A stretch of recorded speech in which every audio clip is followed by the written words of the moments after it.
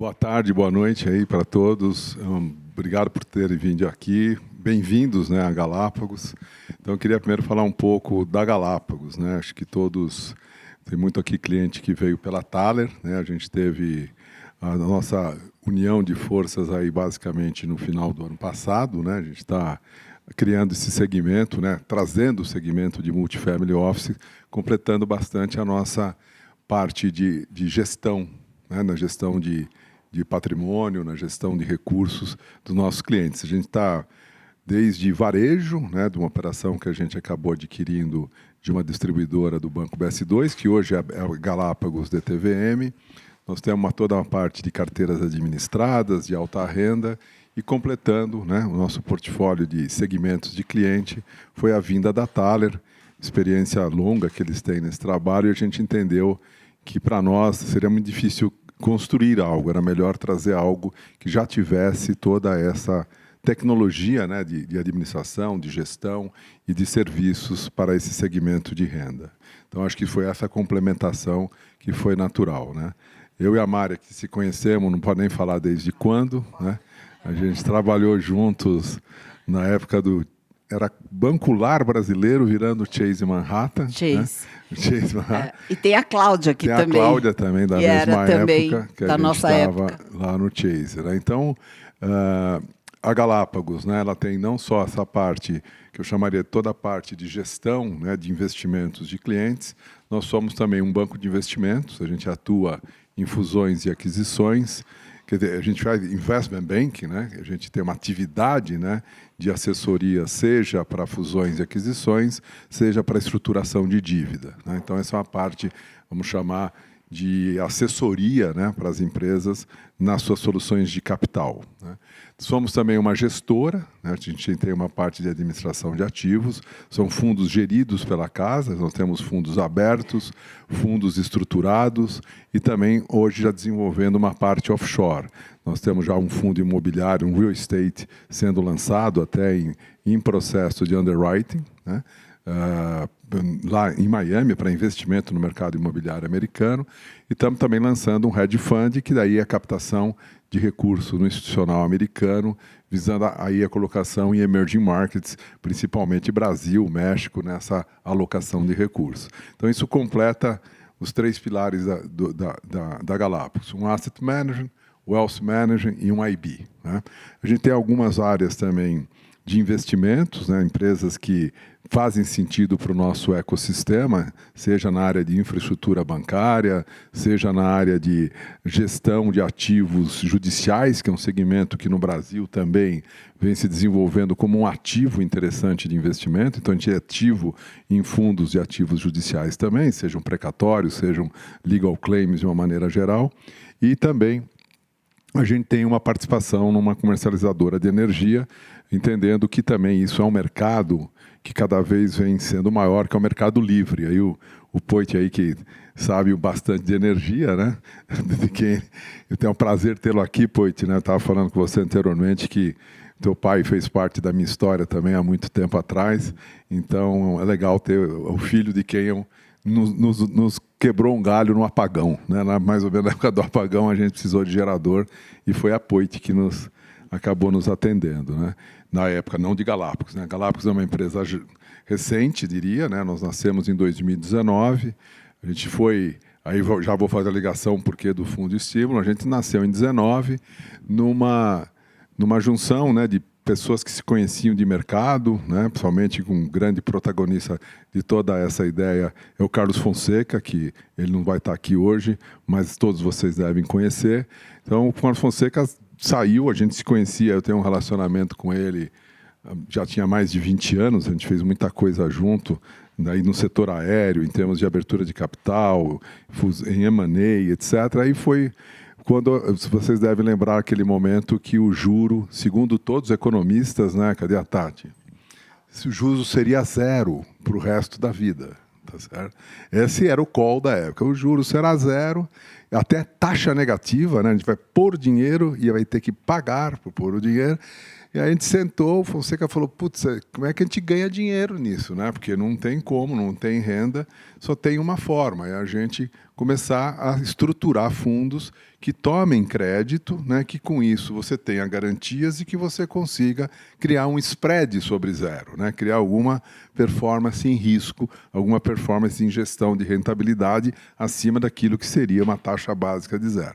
E aí o nome de Galápagos, né, vem exatamente porque foi em 19, foi um carnaval, no carnaval o Fonseca estava em Galápagos, eu e outros só, estou falando de mim por causa da minha relação, é que estou aqui. Né? A gente somos 50 sócios, então tem muito mais gente que participou dessa jornada. Mas eu estava em Tulum, né, com a família, e ele falou, quando voltar, vamos se falar. Né? Vamos se falar, e aí a inspiração da criação da Galápagos surgiu com ele em Galápagos, né? Lá visitando, então tudo que vocês veem aqui tem uma ligação com Galápagos, o nome dos nossos fundos, o nome das cores, o nosso símbolo, a nossa iguana tem a ver com Galápagos, tem a ver com a biodiversidade, né?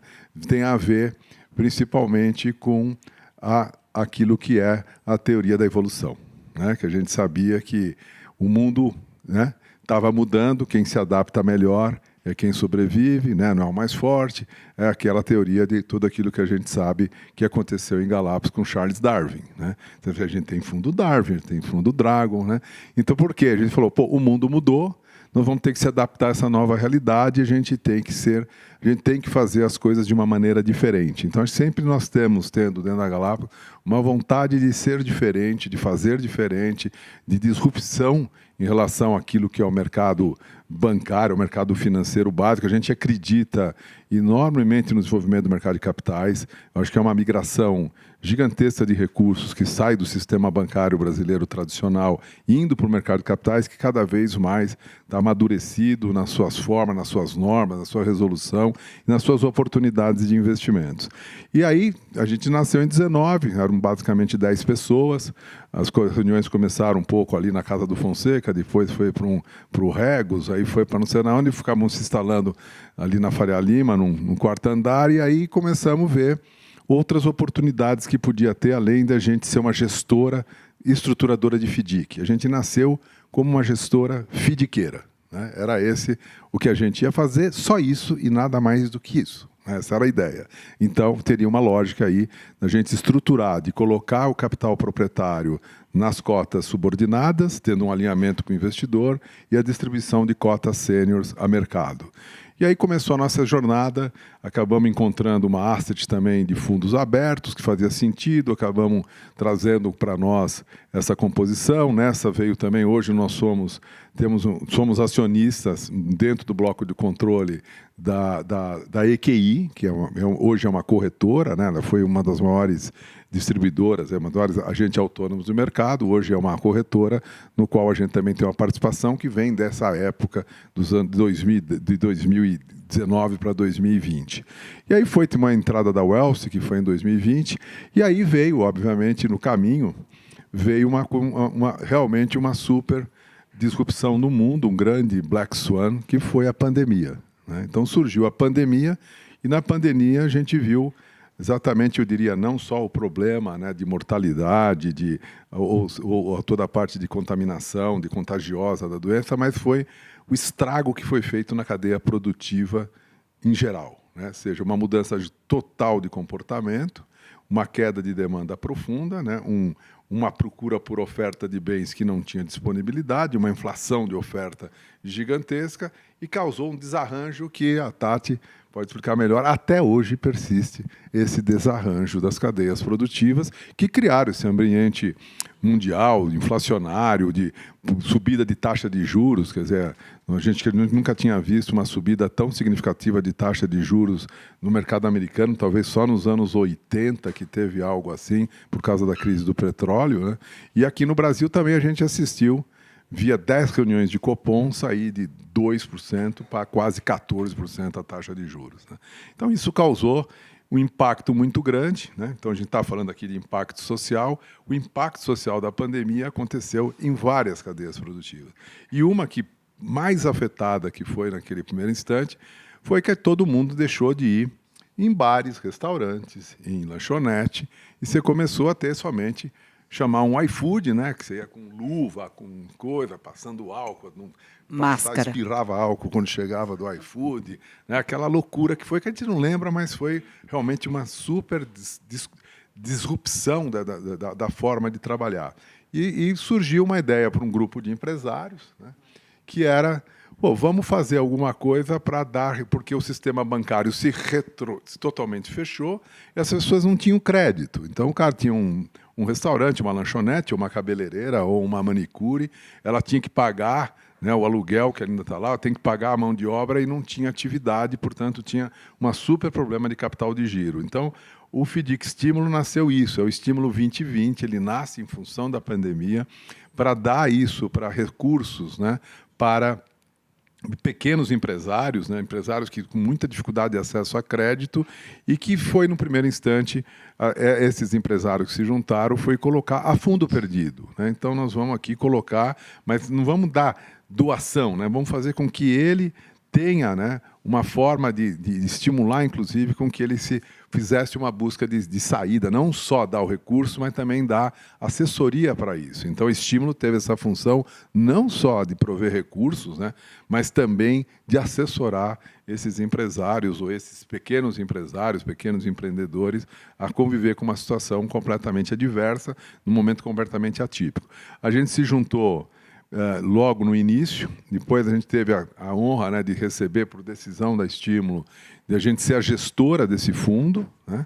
Então, isso está dentro da nossa, também dentro da nossa política, né, de ESG, de uma maneira geral, para a Galápagos. A gente é uma empresa que está com esse tema, e todo mundo acho que está com esse tema na pauta. Eu acho que cada dia mais todas as decisões de investimentos vão ficar ligadas a investir em algo, mas algo que também crie algum valor de riqueza que não seja somente a riqueza financeira. Então, acho que o mindset, né, que está vindo das gerações novas tem sido muito a isso. Então, a gente logo abraçou o Fundo Estímulo, né, hoje, pelo que me falaram, é um dos maiores fundos de impacto social. Eu não tinha essa comparabilidade, tá certo? Em termos de número de concessões feitas, em número de empresas atingidas, né, ou assistidas. E agora a economia está voltando e esse fundo ainda tem um propósito. Ele acabou se abrindo mais, ou seja, além da cota que seria a doação, a gente acabou fazendo a cota doação, vamos chamar assim, a cota subordinada, e a cota sênior dá, sim, uma rentabilidade. Óbvio que não pode ser uma rentabilidade que venha buscar 200% do CDI, coisa do tipo, mas dá uma rentabilidade adequada, sabendo para aquele investidor que ele pode estar tendo um pouco menor renda, mas ele está ajudando muito e causando um efeito multiplicador nessas empresas, na sociedade, de uma geral, dentro de uma responsabilidade de consciência social. E nós, como gestora, de estar fazendo a gestão adequada desses recursos e também de estar divulgando eles, como nós estamos fazendo hoje aqui. Então, assim, acho que esse é o que a gente quis trazer com o Fundo Estímulo. A gente tem a honra de ser a gestora desse fundo, né? E tenho certeza que vocês vão apoiar esse fundo dentro desse objetivo de não só ter rentabilidade, mas também de causar impacto. Então, obrigado por estarem aqui. Obrigada, Bolonha. Só fazer um complemento aqui, para a gente era, sem dúvida, um desafio de como é que a gente ia colocar isso de pé.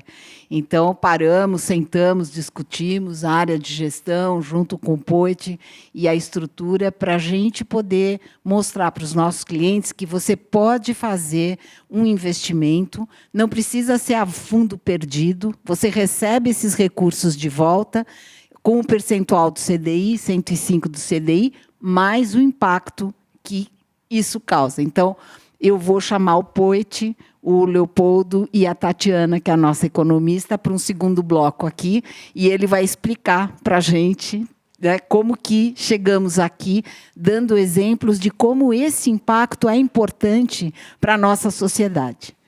Muito obrigada. Bom, eu fui incumbida aqui de falar rapidinho de economia, mas eu já vou fazer o link aqui com o assunto, com o tema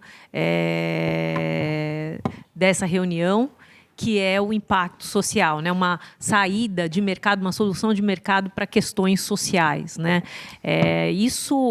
Eu ouso dizer que esse é um dos desafios mais importantes que a minha área de atuação, a economia, tem pela frente, né? Principalmente depois da pandemia, né? Conseguir resolver essas questões sociais que foram agravadas, já existiam antes da pandemia, mas foram agravadas com a pandemia via soluções de mercado, não da antiga forma. A antiga forma não deu certo, senão a gente não teria chegado já com as questões sociais, de desigualdade social que a gente tem no mundo inteiro, como a gente chegou no pré-pandemia, né? Então, é muito nobre e é muito importante dentro do tema economia. Então, passando aí brevemente... Tati, só fazer um parênteses, a gente escolhe corretamente o dia, né? Além de aniversário do Poit, hoje é o dia da economia também, né? Sim, tudo hoje é a acontece super quarta. Hoje é a super quarta aí também. Acho que isso. Estava aqui olhando aqui o horário para saber. Daqui a pouco a gente tem notícias. Né? Então, bom, esse ano para o mundo, não é só para o Brasil, mas esse é o ano de política monetária,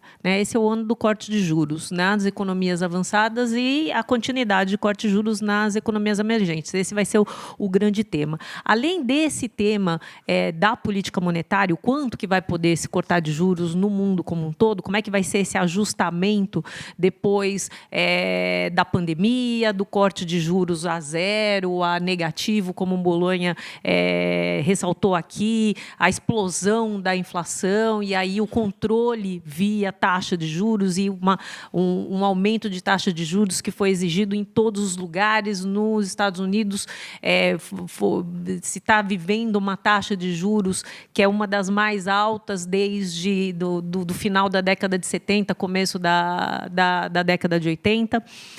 Então, esse é um grande assunto, quanto que vai poder se ajustar dessa taxa de juros. A gente acredita que é o ano de corte de juros, as economias avançadas vão cortar juros e as economias emergentes, Brasil, vai continuar cortando juros. Outro tema importante desse ano são eleições, né?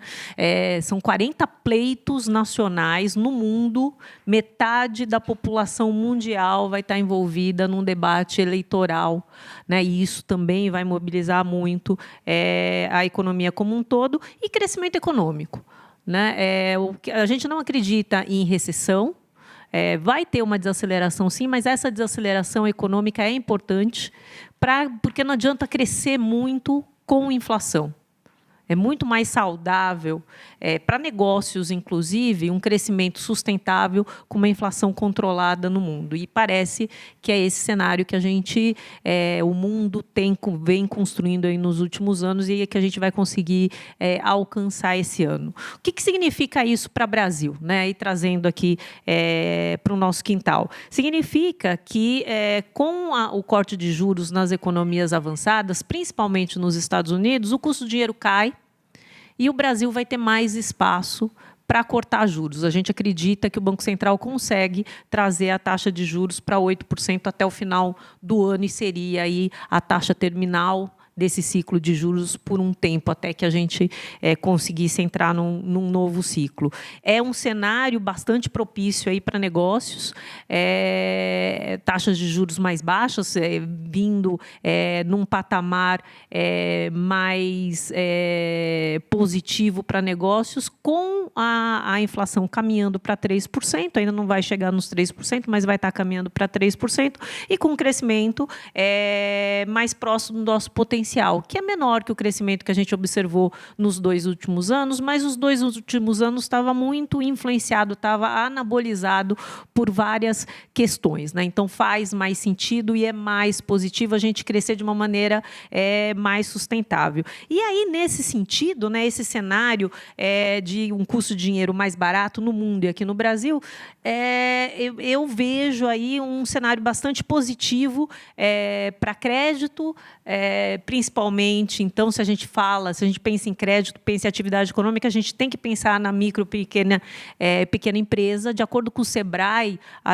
no ano passado, a micro e pequena empresa, a gente representava 90% das empresas no Brasil, né? Eu sempre tive na cabeça 80%, mas evoluiu, né? Cresceu mais e é 90% das empresas no país. Representa 30% do PIB.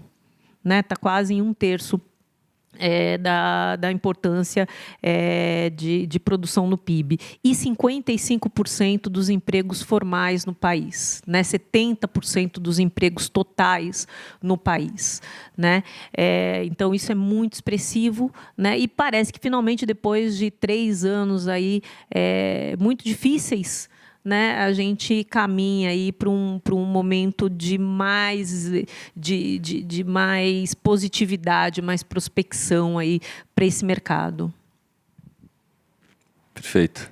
Primeiro, obrigado, Tati, né, por essa introdução. Queria cumprimentar todos vocês, todas em nome da Mari.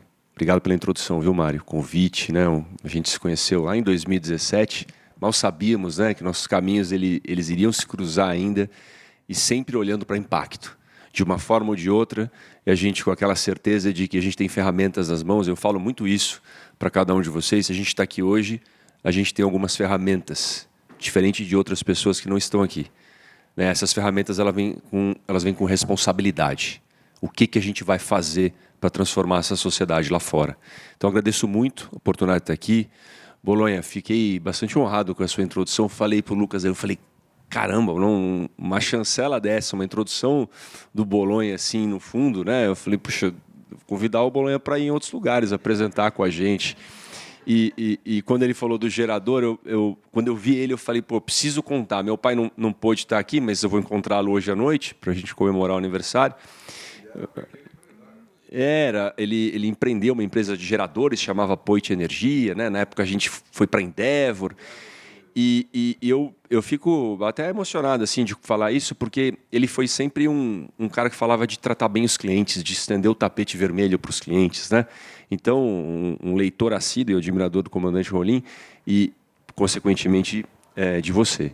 Então, você sabe disso, e aí quando deu um pau em algum hangar, né? A gente alugou um gerador lá na época. Foi essa história aqui. Então, uma honra estar aqui e encontrar tantos outros amigos. Tati, o estímulo nasceu em 2020, gente, como o Bolonha bem colocou, para ajudar numa tese de geração de emprego, né? No momento que os pequenos negócios estavam fechados, sem receita, como é que essas pessoas iam lidar com as contas? A gente já tinha milhões de pessoas passando fome. Aí não tinha emprego, não tinha nada, né? E aí precisou de uma política assistencialista para levar uma cesta básica, levar uma comida, levar alguma coisa.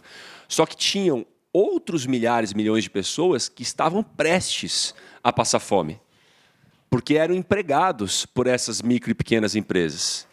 Então, quando se juntou essa turma, e estava lá o Fonseca, o Edu Mufarrege, né, o Abílio Diniz, a Tiziana Queiroz, a Marina Pfeffer e outros investidores se juntaram, né, e aqui eu estou bastante honrado e agradecido, né, além do nosso time que ajudou muito, né, a Mariana, a Camila, do time Estímulo, aqui também está o Fábio, que trabalhou desde o começo lá, né, Fábio? Levanta a mão aí, o Lucas, tá, que são do nosso time e participaram dessa história.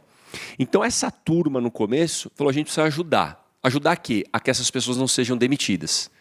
Então, quem é que emprega essas pessoas? E hoje esse número, né, quando a gente pensa nas grandes empresas que têm uma importância para o país, obviamente, está na mão do micro e pequeno empreendedor. 90% das empresas no país. 90% das empresas. Muito mais da metade dos empregos, né? Se a gente pegar microempresa ali do MEI até a micro e a pequena empresa, a gente vai levar para mais 54%, até perto de 70%. De todos os empregos gerados no Brasil, eu vou falar formalmente, fora os informais, vem daquele pequeno. Então, vamos ajudar esse pequeno? Foi aí que nasceu o estímulo. A tese de impacto na geração de emprego e renda. Quando a gente fala do ESG, A gente tem muita solução no E e a gente está até olhando agora, né, Lucas, como a gente estimular esses pequenos empreendedores a reduzirem o impacto ambiental também, via combate ao desperdício de alimento, com o Banco de Alimentos e outras instituições. Né? Até o escopo 1 e 2 de crédito de carbono eles conseguem medir e compensar, embalagem sustentável e outras coisas, mas a gente está ali no S. Né? Porque hoje a gente tem algumas poucas opções de investimento de impacto no Brasil. Agora, quais delas trabalham na geração de emprego e renda? Muito no que o Bolonha falou, puxa, eu vou dar vara, né? Eu vou dar o peixe, aquela história. Vou ensinar a pescar, vou dar curso de gestão, de marketing digital, para que ele caminhe sozinho. Então, o estímulo nasceu nesse momento mais difícil, Lavínia, da pandemia, para ajudar esse pequeno empreendedor. Tinha um cunho na época com as pessoas que colocaram dinheiro a fundo perdido, mas de repente deu tão certo, né? Eles pensavam, esse empreendedor não vai pagar de volta. Teve 3% de inadimplência lá atrás, do primeira leva. Depois a carteira madurou e tal, ano passado, 6,6% de inadimplência para o empreendedor que não tem garantia para oferecer. Como eu vi um ministro dizer esses dias, o ministro do empreendedorismo, agora essa pasta nova, ele falou uma frase que eu estou até repetindo, porque tem que saber valorizar as coisas boas, né? É para o empreendedor que tem vontade, mas não tem garantia. Esse é o empreendedor que a gente ajuda. E para dar 6,6% de inadimplência só, puxa, tem muita gente lá fora para a gente ajudar a impactar. Pensando nas linhas de crédito, na inadimplência no sistema bancário como um todo, é uma taxa de inadimplência bastante baixa.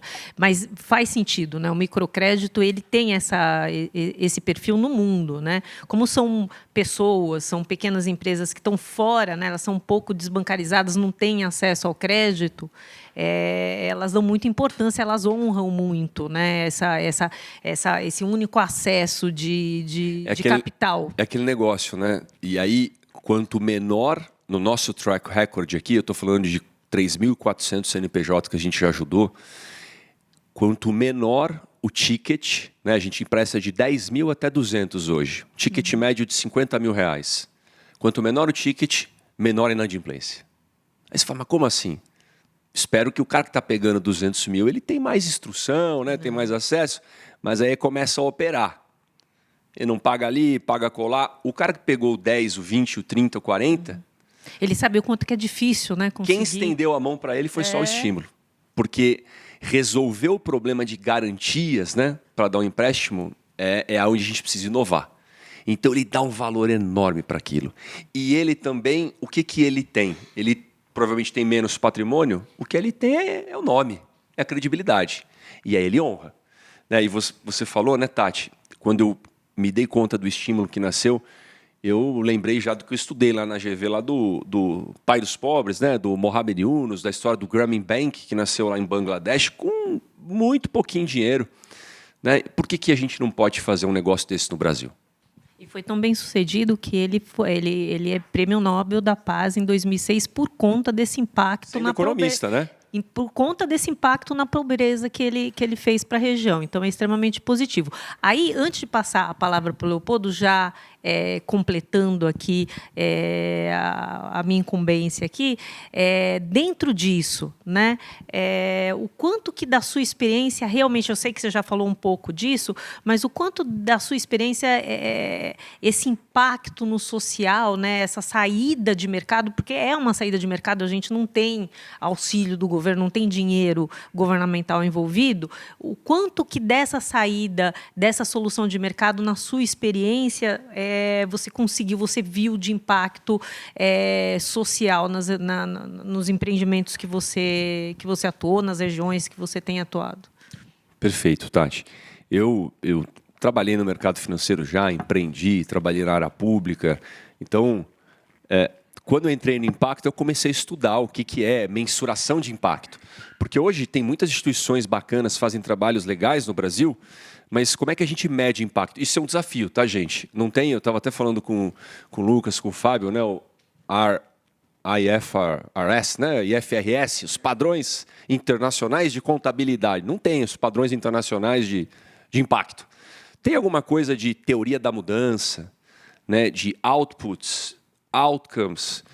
Eu fui num primeiro evento que era Latin Impacto, né? Tava todo feliz, empolgado, 3 meses de estímulo, alguma coisa assim, né, Fábio? E aí, rasgando o inglês lá, caipira lá de Oswaldo Cruz, meu pai de Oswaldo Cruz, eu sou de São Bernardo. Mas aí topei com um cara de Singapura, craque, lembra? O Ronnie. E falei, não, que a gente mede ele, mas você mede output ou outcome? Aí eu falei, cara, qual que é a diferença? Output, né, é um output de um processo. Você faz um trabalho e aí você vai tirar um resultado desse seu trabalho. Os outcomes é algo muito além. É algo que você precisa pegar grupo de controle, comparar com aquele que não teve empréstimo, por exemplo. A gente começou a ter um sinal disso no estímulo. Na medida que os empreendedores que tomaram empréstimo do estímulo versus os que não tomaram, esses que tomaram cresceram 27% no faturamento. Como é que a gente mede isso? A gente tem um acompanhamento, acesso de base de dados da ANEEL e do Serasa. Então, e cumprimento todos da Galápagos aqui também, vou falar da Galápagos ao longo do caminho todo, no nome do Joel, do Rodolfo, da turma que a gente interage. O Joel estava aqui, deve estar por aí também, e a gente interage no dia a dia, porque com base em dados a gente consegue acompanhar a jornada. Mas não é só isso. A gente começou a falar com a Rede Mulher Empreendedora da Ana Fontes e começou a levantar dados. Quando você empresta para uma mulher empreendedora, por exemplo, e 54% dos CNPJs que a gente empresta dinheiro tem pelo menos uma mulher sócia do negócio, essa mulher, e aí comprovado com base e aí com história, isso é o outcome, ela tem muito mais propensão a investir na educação dos filhos quando ela prospera. Cara, isso é transformador para uma próxima geração e para a sociedade. Isso são outcomes. Isso é impacto na veia. Que não pensa assim, a gente está emprestando para gerar emprego, mas a gente não está olhando, mas se ela está prosperando, ela está melhorando a educação da molecada dentro de casa. Isso é espetacular. Então essa é a fronteira que a gente está evoluindo. Mas até chegar lá, quais são os outputs? 89% dos CNPJs que a gente atua está em região de classe C, D e E. Então eu empresto, obviamente, para um bar ou para um restaurante que está no Itaim, que está aqui perto. Mas 89% o CNPJ está numa região que, de acordo com os dados do IBGE, do IPEA, é C, D e E. Legal. Então eu estou chegando na fronteira. Eu sei que das empresas, aí eu meço, 3.400 empresas, R$58 mil aproximadamente ticket médio, o crescimento delas. Agora a gente está explorando a questão do empreendedorismo feminino. Puxa, a mulher é sócia do negócio, mas ela foi a solicitante do crédito. Então a gente começou a medir que tem uma quebra. 54% é sócia, mas 30% é a solicitante. Então como é que a gente vai elevar o número de solicitantes, dado que a gente sabe que emprestar para a mulher é um bom negócio social e é um bom negócio financeiro, porque a adimplência da mulher é maior, por exemplo. Isso por track record, de dados, fatos, não tem argumento. Então, acho que assim, as evidências mostram que o impacto está valendo a pena, que está acontecendo. Que a geração de emprego e renda na ponta, ela ajuda, inclusive, como a gente falou ali, a combater um problemaço de desigualdade que a gente tem no Brasil e de falta de oportunidade. Porque a hora que você dá o emprego, você ajuda a gerar emprego, a gerar renda, as pessoas começam a sair de um ambiente de muito desafio que ela vive e a hora que ela tem o dinheirinho no bolso, ela se livra das amarras de algumas situações ali que ela acaba se submetendo quando ela não tem essa liberdade financeira. Vinícius, deixa eu fazer um parênteses aqui. Eu tinha feito umas colinhas aqui, mas o Bolonha, cadê ele? Estragou tudo. Ele já fez uma apresentação magnífica, então a resposta acho que foi fantástica, que era justamente mostrar a origem de tudo e que foi numa época muito importante. Então, essa história inicial é muito bacana. Eu quero trazer também um ponto de vista de alocação. A gente estuda, faz análise dos fundos de investimentos. Tá vindo, como o Vinícius já falou, muito fundo na parte do A, do ASG em português. O A é o ambiental. Então, o ambiental tem muita coisa. Hoje mesmo a gente viu um produto no setor de energia bastante bacana, mas a gente vê muito pouco na área social. E a área social para o Brasil é extremamente importante. Então, assim, vamos incentivar também a alocação nesse tipo de produto, que ela é extremamente importante para o país, mas não só isso. Cada vez que a gente analisava esse produto, a gente ia enxergando e falei, poxa, mas qual que é o catch aqui? Ele tem uma taxa adequada para o investidor, 105% CDI. Para o empreendedor, ele tem uma taxa que o Vinícius vai mostrar aqui, assim, comparada com o banco, não é descomunal a diferença. E você tem uma proteção para o investidor que é extremamente alta, que é essa cota subordinada. Então, vários empreendedores eles deram essa cota subordinada, que se a inadimplência subir, você está garantido. Aqui a gente está oferecendo para os nossos investidores a cota sênior, ou seja, ela está protegida por essa cota subordinada. E essa subordinação é mais de 50%. Né? Então, assim, a inadimplência que ele está falando, no pico do pico, foi por volta de... Quanto foi? Ano passado, na média, quando a gente considera mensalmente, a gente mede por safras, né?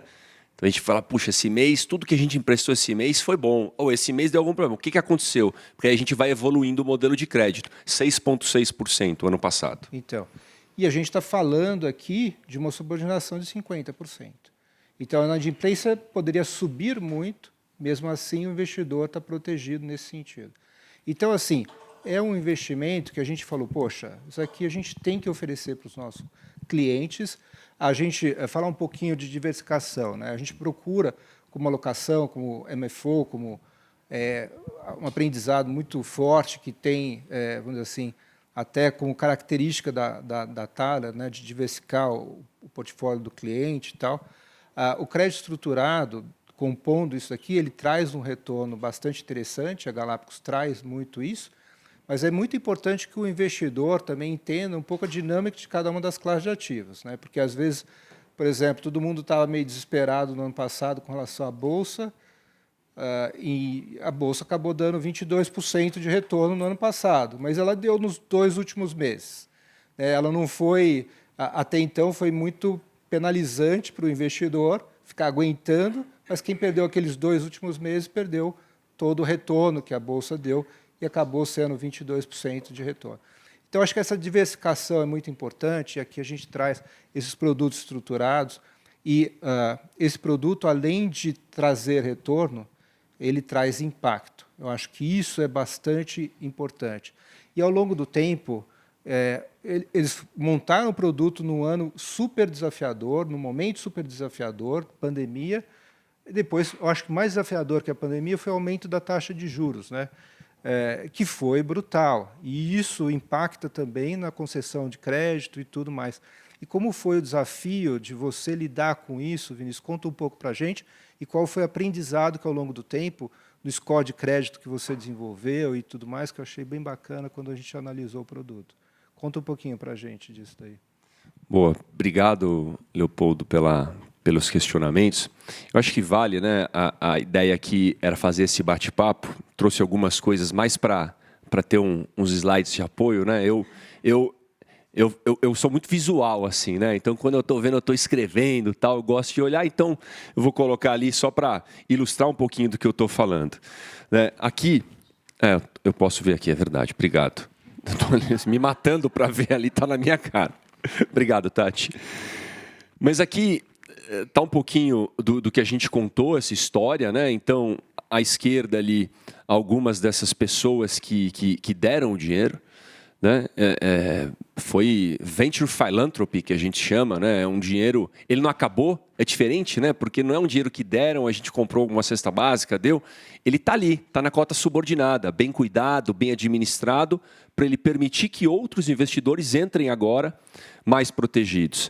Né? Empresas também doaram esse dinheiro, então isso foi muito importante.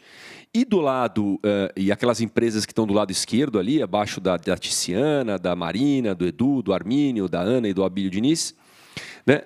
Algumas outras empresas deram apoio de estrutura. Está ali a nossa super parceira Galápagos, né? Está ali o Pinheiro Neto, que também trabalhou doando esse regulamento do fundo, né? Toda a estrutura jurídica. Está ali o Sebrae, que deu deram os cursos financeiros, está ali o Serasa, está ali a OpenCo. E aí eu puxei esse slide, que ele é muito importante, a Singular e a administradora, porque quando você me perguntou do score de crédito, a gente tem que, viu, Francisco está ali, que é um grande amigo, tem de tudo de contabilidade, vai dar uma mentoria para o estímulo, né, Francisco?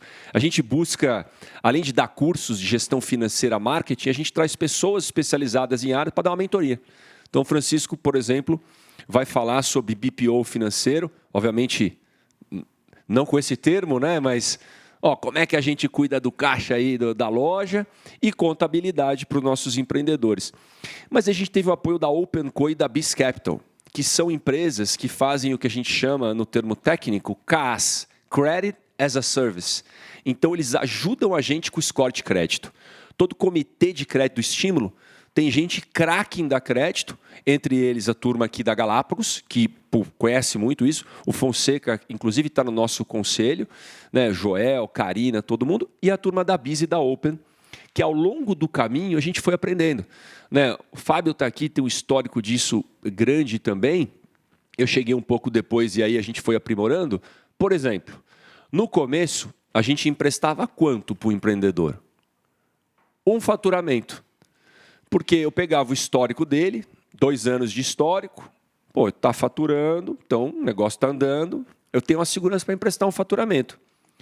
E era um faturamento no range de 10 mil a 400 mil reais, que é esse range da micro e pequena empresa. 400 mil é o limite do simples, né?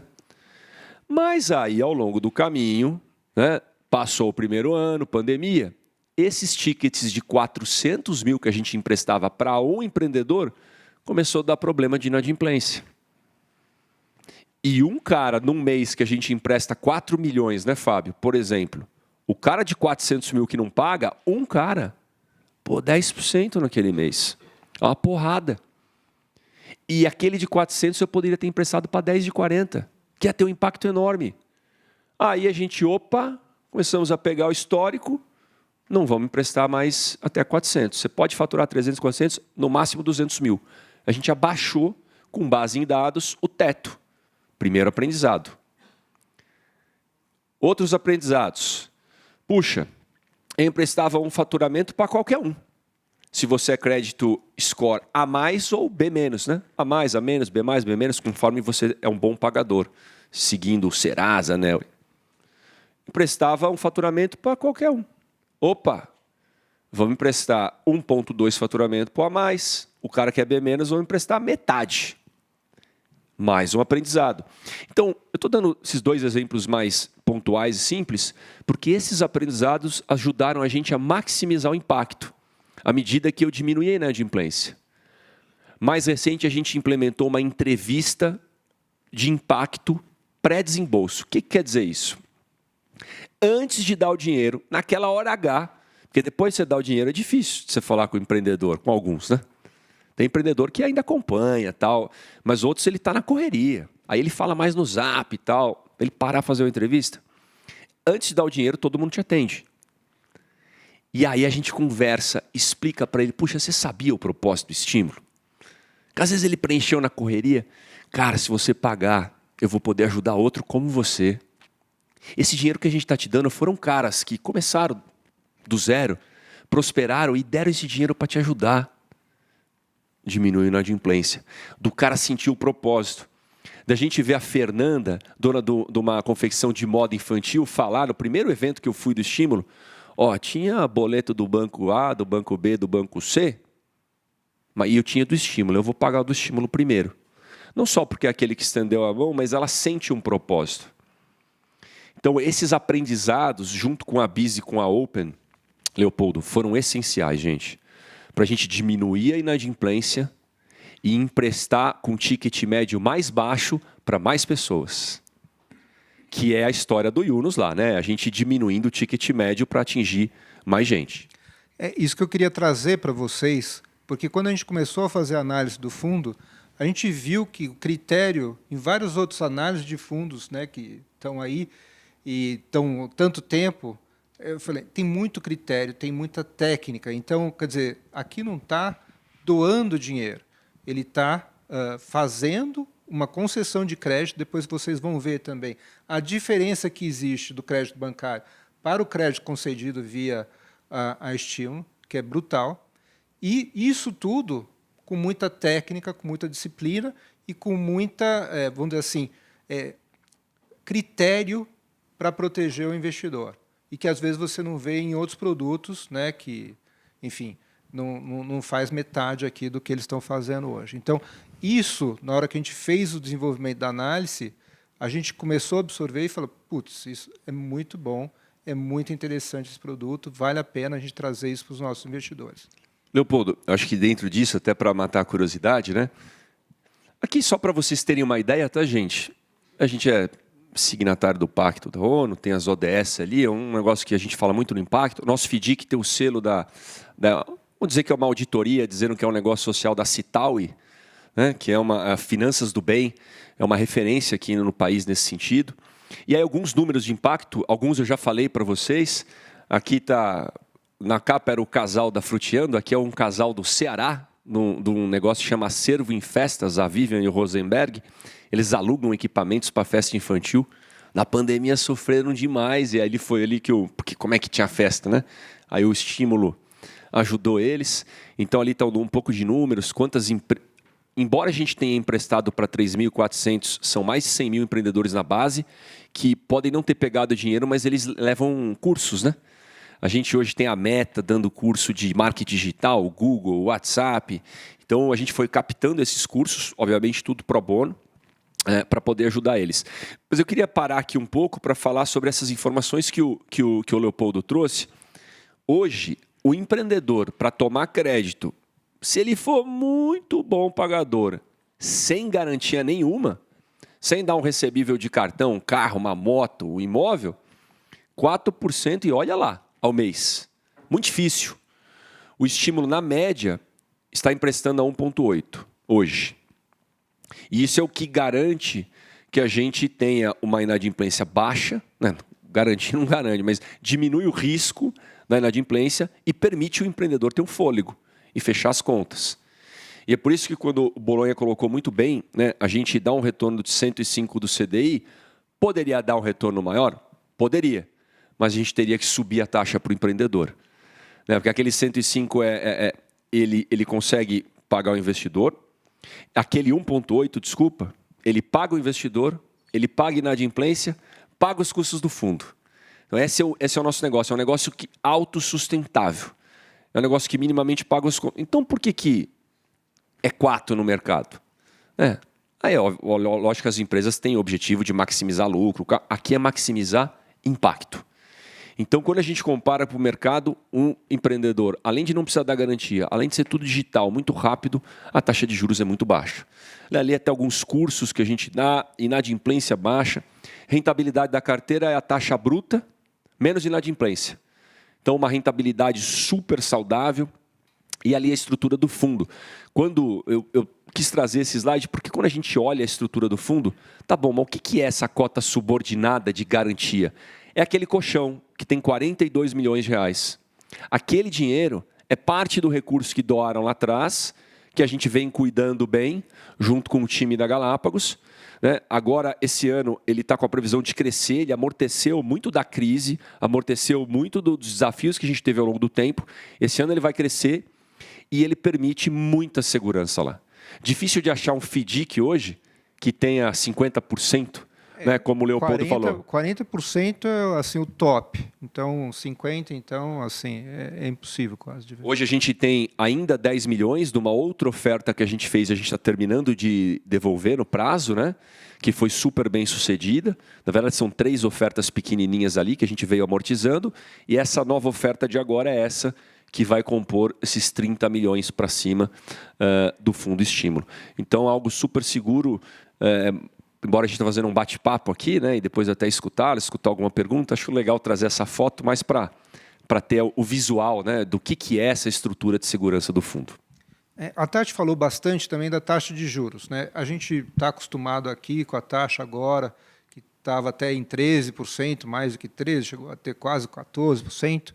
Né? Hoje já vai reduzir mais meio, então a Tati já está ali no celular observando, mas já é bem bem visto, mas ela já colocou aqui, eu acho que se é abaixo de 9 já está de bom tamanho, mas ela já falou em 8.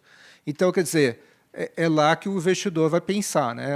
Tá 8. Isso é importante para o fundo, porque ele teve um desafio quando a taxa de juros estava subindo, e ela subiu de uma maneira muito brutal. E agora, ela caindo, isso é vantajoso para o fundo de uma maneira geral. Fica mais protegido ainda do que estava, porque ele tem um desafio quando a taxa está subindo e quando a taxa está caindo, é benéfico ao fundo.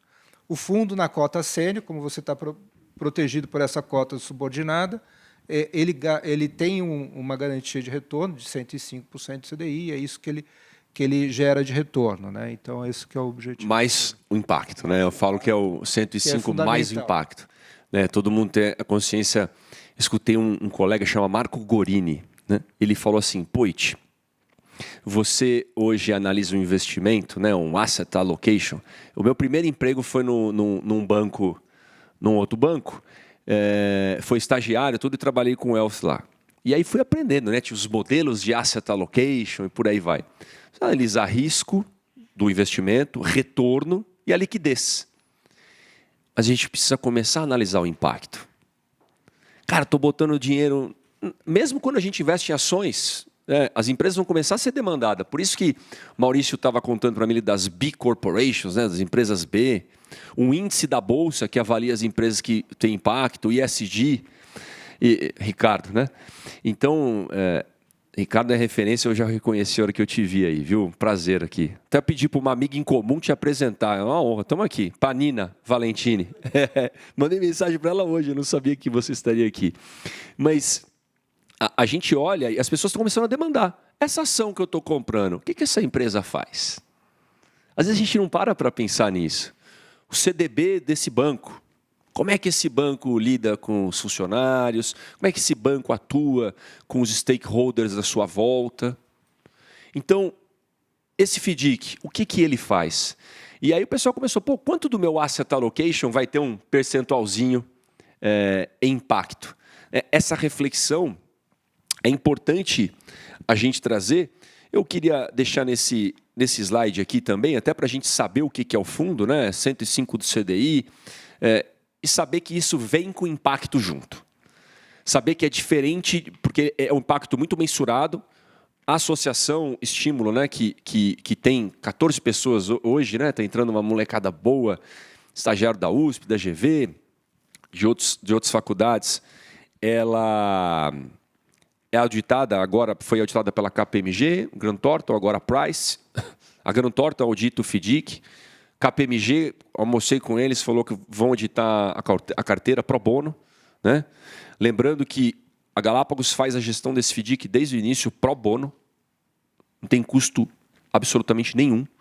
Isso é muito importante no mercado de FDIC. Isso permite também a gente dar uma taxa barata lá. Nessa oferta de 30 milhões, a gente já tem alguns investidores, né, via Galápagos, via outras casas. A Localize e a Energisa investiram nessa oferta já na PJ. Né, Banco Inter vai, acho que investir aí também em outros, porque aí colocaram um monte de CFA, os caras da tesouraria dissecaram o estímulo. É importante, porque a gente vai aprendendo com os questionamentos. E algumas pessoas na física ali, inclusive alguns via Galápagos. Faço questão de dizer que o Roberto ali, né, Roberto? Abri conta na Galápagos, eu mesmo. Eu falei, tem que botar o skin in the game, né? Então, agradeço muito sua ajuda. Minha carinha não está ali, porque eu já estou aqui, meu ticket foi um pouco menor, né, do que a turma que está ali. Mas puxa, uma honra poder investir e poder estar junto com vocês nisso. Perfeito. Só dar um depoimento também. Eu tenho uma experiência de investimentos em ASG, porque eu trabalhava numa grande seguradora, e há 10 anos atrás a gente se uniu ali, eu fui signatário do PRI, até conheci o Gustavo da Citaui lá, numa viagem. Mas muita gente fazia aquilo meio por obrigação. O Banco Central depois obrigou as instituições financeiras a ter esse impacto, eu digo, ter essa aderência, né, essa pegada. Então, tinha que designar até um diretor e tal. Mas, assim, a gente via só o nome, né, e pouca pouco resultado. Aqui a gente vê muito resultado, aqui eu acho que isso que é bacana. E para ver esse resultado, não sei se você tem mais coisas, mas eu acho que... Acho que, gente, a gente vai ter um tempo para conversar, fazer perguntas, né? Depois ali, antes de ir embora, obviamente, a gente fica à disposição, né? Caso queiram bater um papo conosco depois, né? Meu contato tá aí com todo mundo, o pessoal da Galápagos sabe, não, pelo jeito que o Bolonha apresentou ali, eu falo assim, o Bolonha sabe melhor que a gente apresentar o estímulo, né? Com uma propriedade. Cortou todo barato. Foi uma honra. Eu falei, caraca, bom, tá chancelado o negócio. E para finalizar, né, eu agradeço muito vocês todos, né, de estarem aqui hoje. Agradeço muito a Galápagos, né, apresentada aqui pela Tati, né, Leopoldo, Massuda, né, Mari. Obrigado, Mari, pelas pontes que você está construindo, né, e agora a gente construindo juntos pelo impacto, meu time do estímulo. E porque aqui a gente está realizando um propósito, né? A gente está retribuindo, a gente está ajudando a resolver esse problemaço que tem lá fora no nosso país. Mas melhor do que qualquer um aqui para falar é o Eufrásio, aqui dos Espetinhos SP, veio até aqui, está ali, e queria que você desse uma fala de coração aqui, Eufrásio, por favor.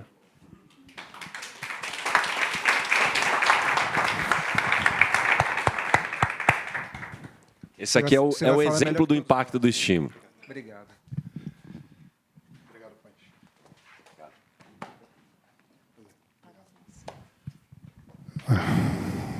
Começamos por onde, Ponte? Prazer, eu sou o Eufrásio, do Espetinho SP. Eu sempre termino minhas falas com a seguinte frase: gratidão tem nome. Obrigado, Estímulo 2020. Hoje eu começo com essa frase. Hoje eu estou aqui, tudo devido ao estímulo. Vamos voltar só um pouquinho o tempo. Eu montei meu restaurante em 2016, estava indo super bem, tranquilo, 17, 18, 19, quando tivemos a pandemia. Isso foi em março de 2020. Eu fechei as portas, sem perspectiva, sem horizonte, sem nada. Eu tinha meu fundo de reserva, eu tinha meu caixa e eu tinha 8 colaboradores. E o que eu ia fazer? A primeira coisa que eu fiz foi fazer uma reunião com todos eles. Galera, temos 6 meses pela frente. Se em 6 meses não acontecer nada, foi muito bom trabalhar com vocês. E foi muito bom conhecer vocês. E as coisas não acontecem por acaso e nada é por acaso. E o estímulo não foi por acaso na minha vida e na vida dos meus colaboradores. Não na minha vida, na vida deles também. Em abril de 2020, eu estava sentado, assistindo uma reportagem, quando eu já tinha batido em algumas portas. Todas as portas, todos os mercados financeiros, eles viraram para mim e falaram: qual a garantia você tem? Todos, sem exceção, inclusive bancos grandes, principalmente os grandes. Os grandes foram os primeiros a virarem as costas para mim. E falar: não quero você se você não me der garantia. Até porque eu não tinha faturamento. Que garantia que eu podia oferecer? Mesmo eu tendo histórico já de 3 anos. E aí eu vi a reportagem, em abril de 2020, sentado no sofá. Eu já tinha tentado 3 bancos tradicionais. E os 3 tinham virado as costas para mim, inclusive o meu principal banco, que operava, maquininha, cartão de crédito, todo. Score bom, tudo bom. Mas, como meu restaurante estava fechado, eles queriam uma garantia. E aí eu vi a reportagem, aí apareceu lá, Estímulo 2020, um fundo. Eu falei: já tentei 3, somos brasileiros, não desistimos nunca. Vamos para o 4º. E aí foi quando eu fiz o cadastro. E, para minha surpresa, grande surpresa, o Fábio é um dos... Está desde o começo, vai entender o que eu falei. Eu me emocionei 2 dias depois, porque 2 dias depois, o Estímulo 2020 voltou para mim e falou: ó, aprovado. Eu falei: mas como assim? Vocês não me conhecem, vocês não têm meu histórico, vocês não sabem nada de mim e vocês não estão me pedindo garantia. O que todos estão pedindo. Eu falei: não, a gente acredita em você, a gente confia em você. A gente quer te ajudar. A gente só não quer que você feche as portas. E fato. Já se passaram 4 anos e cá estou eu. 2020 foi um ano muito árduo, muito desafiador, mas em 2020, com toda a dificuldade, 2 meses com portas fechadas, eu não desliguei nenhum funcionário, não mandei ninguém embora, todos receberam em dias, colaboradores, fornecedores e bancos, principalmente o estímulo. Eu pagava eles com um dia de antecedência. Pelo seguinte motivo, eles foram os únicos que acreditaram em mim. Mesmo eu tendo caixa ainda, que eu aguentava mais 6 meses, eles me apoiaram, me deram, e eu paguei a primeira operação em 15 meses, sem um dia de atraso. E todos os colaboradores receberam em dia, fornecedores, e hoje estou lá há 4 anos, mesmo com pandemia, com dificuldade, com tudo.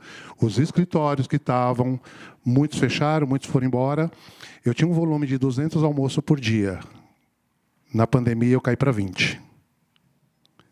Aí foi retomando, 30, 40, 50.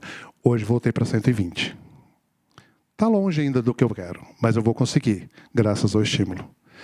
Então, assim, o Fundo Estímulo, gente, eles acreditaram em pessoas como eu, que não tinha nada para oferecer para eles. Simplesmente minha dedicação, meu esforço, e meu CPF e meu CNPJ. Volto a reforçar, gratidão tem nome. Estímulo 2020. Então, se eles confiaram em mim, confie neles.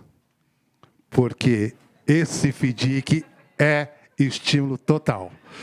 Porque vocês vão ter uma rentabilidade que vocês não vão acreditar. A minha está até hoje, 4 anos depois de pandemia. Então, assim... Onde que é o Espetinho?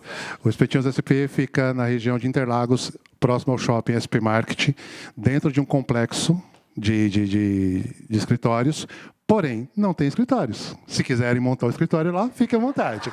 Uma boa ideia. Então, todos os colaboradores...